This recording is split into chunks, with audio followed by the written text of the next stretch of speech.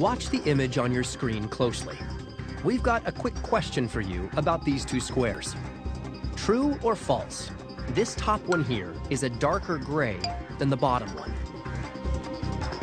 Pretty obvious, right? Well, maybe not, because the answer is actually false. Believe it or not, they are exactly the same color. Still don't believe these two squares are the same shade of gray?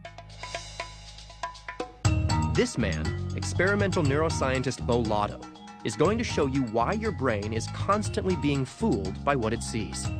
What illusions tell us is that what we're trying to see is not the world as it is, but something else. We're actually generating perceptions of a world that's useful to see.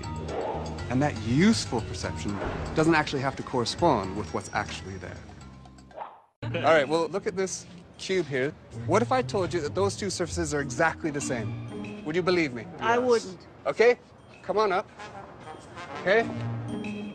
Bo has attached a gray swatch to one of the surfaces to allow you and the volunteers to test this one out for yourselves. Take that dot and move that nice up here, right there. Oh my God. No way. I want to do it again. What's that? This is crazy. It's mind-boggling. Your mind's been blown. Are you also having trouble believing this one? Well, take a look at the illusion again. If you want, try holding up one of your hands and block this section of the image. If you're having trouble seeing it, we'll help you out.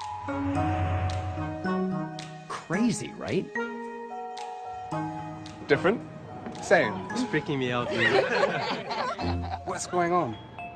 Tell us. Are we changing the surface? What's No. changing? Our perception. Our perception's changing. Yeah. Okay, why? That's the question. If we could understand this, we would understand how the brain works.